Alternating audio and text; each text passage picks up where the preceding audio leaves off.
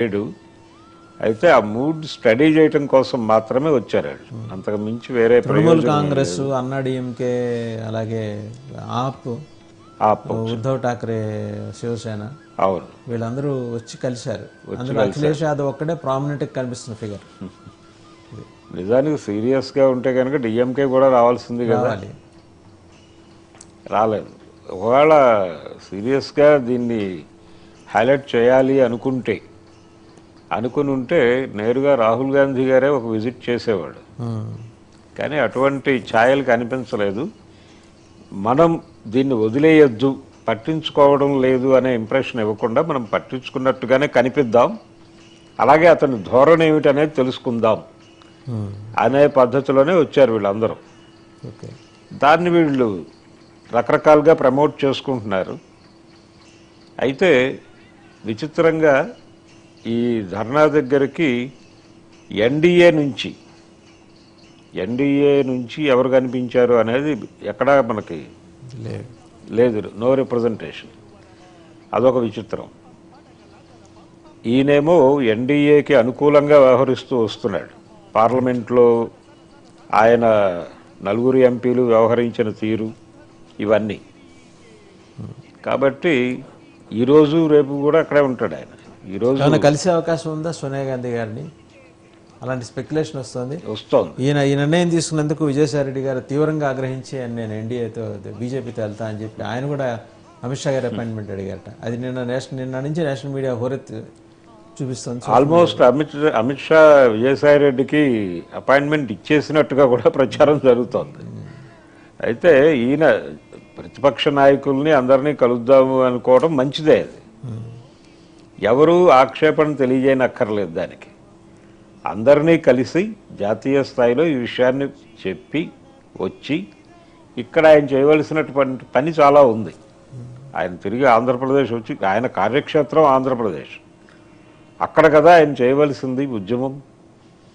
ఇక్కడ చేయాల్సిన ఉద్యమాన్ని ఢిల్లీ ఆయన అక్కడికి వెళ్ళి చేసిన అన్నోటీస్డ్గా వెళ్తోంది అనే ఉద్దేశంతో కదా ఢిల్లీ ఆయన పెట్టుకుంది, నేషనల్ మీడియా అటెన్షన్ డ్రా చేయడం కోసం. నేషనల్ మీడియా అటెన్షన్ డ్రా చేయడానికి ముందు ఇక్కడ చేయాలండి. ముందు ప్రజాక్షేత్రంలో నువ్వు చేసే ఆందోళనల ద్వారా జాతీయ మీడియాని నువ్వు ఇక్కడే అట్రాక్ట్ చేయగలవు.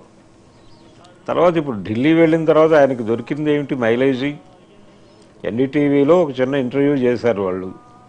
దానిలో ఆయన మాట్లాడాడు, ఆయన ధోరణి ఏదో ఆయన చెప్పుకున్నాడు, అయిపోయింది. నెక్స్ట్ ఏమిటి ప్రోగ్రామ్? అక్కడే కూర్చుని ఆయన నేషనల్ మీడియాలో మాట్లాడటం వల్ల ఏమిటి ప్రయోజనం?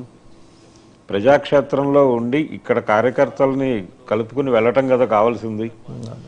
నన్ను చంపేయండి, నా కార్యకర్తల్ని కాపాడండి అనడం కన్నా కార్యకర్తల తరఫున నిలబడి పోరాటం చేయాల్సినటువంటి అవసరం ఉంది. ఆయన టోన్ వాజ్ సినికల్ అండి. సినికల్గా ఉండాల్సిన అవసరం లేదు. పొజిషన్లో కూర్చుంటారు, ఏముంది, ఒక్కళ్ళే గెలిచినారు, ఇద్దరే గెలిచిన బీజేపీ మళ్ళీ తిరిగి అధికారంలోకి రాలేదు. లేదు, ఆయన ధోరణి మీకు డే 1 నుంచి ఆయన అసెంబ్లీకి వచ్చి మొదటి రోజున ఆయన ప్రమాణ స్వీకారం చేయడానికి ఆయనకి ప్రత్యేకంగా ఎంట్రీ అది కల్పించారు. ఆయన రెండోసారి అంటే బడ్జెట్ సమావేశాల ప్రారంభం రోజున ఆయన వచ్చినప్పుడు ఈ మధుసూదన్ రావు అనేటువంటి స్టేట్మెంట్ చాలా వైరల్ అయింది. ఆయన పేరు పెట్టి ప్రస్తావించటము, అలాగే ప్రజాస్వామ్యం అనగా ఏమి అనేది ఒక క్లాస్ చెప్పాడు ఆయనకి. అలాగే 3 సింహాలు ఏమిటి అనేది చెప్పాడు. ఇంత అవసరమా అనేది చాలా మంది ఫీల్ అయ్యేటువంటి పరిస్థితి కల్పించాడు. ఇగ్నోర్ చేస్తుంటే ఆయన హుందా పెరిగేది. అంటే అసలు ఎందుకు ఆయన నేరుగా వెళ్ళిపోయి అక్కడ ఇప్పుడు ప్లకార్డ్స్ వెళ్ళటానికి కుదరదు అన్నారు వాళ్ళు. ఓకే అని అక్కడ పెట్టేసి వెళ్ళిపోవటమే. ఆ రూల్ ఉందా లేదా అనేది చెక్ చేసుకుని అసెంబ్లీలో మాట్లాడాలి ఆయన. ఇది జరిగింది గతంలో, పార్లమెంట్లో కూడా జరిగింది. అవును, పార్లమెంట్లో కూడా ప్లకార్డ్స్ పట్టుకుని వెళ్ళటానికి వీలేదు అన్నప్పుడు బయట ఇచ్చి లోపలికి వెళ్ళి దాన్ని ఈ పేపర్స్ జేబులో పెట్టుకుని లోపలికి వెళ్ళి అక్కడ పట్టుకునేవారు. అక్కడ పట్టుకుని ఇదే ప్లే కార్డు మేము అక్కడ బయట నుంచి తీసుకొస్తుంటే అలో చేయలేదు, దీని మీద సమాధానం కావాలని గొడవ చేసిన సందర్భాలు అనేకం ఉన్నాయి. ఇది చేయాలి జగన్మోహన్ రెడ్డి కూడా, కానీ ఆయన ఆ మూడ్లో లేడు. తాను చేసే పనికి ఎవరు అడ్డుపడ్డా వాళ్ళ మీద సీరియస్ అయ్యేటువంటి మూడ్లో కనిపించాడు. 10% అయినా ఆయన అనుకున్నది ఏమైనా సాధించగలిగారని నిన్న ప్రోగ్రామ్ ద్వారా ఒక ఈవెంట్ని అద్భుతంగా మేనేజ్ చేయగలిగారు అనే మాట అయితే వచ్చింది. ఈవెంట్ బాగా మేనేజ్ చేశారు. దానిలో విజయసాయి రెడ్డి కంట్రిబ్యూషన్ చాలా ఉన్నట్టుగా కనిపించింది.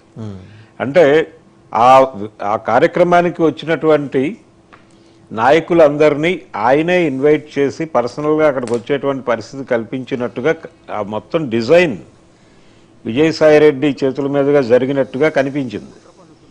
అంటే ప్రతి ఒక్కరిని ఆయనే రిసీవ్ చేసుకోవటం, ఆయనే వేదిక మీదకు తీసుకురావడం, మాట్లాడించడం, అదంతా ఆయన నిర్వహించాడు దాదాపుగా. ఒక రకంగా ఆయనకి జాతీయ రాజకీయాల్లో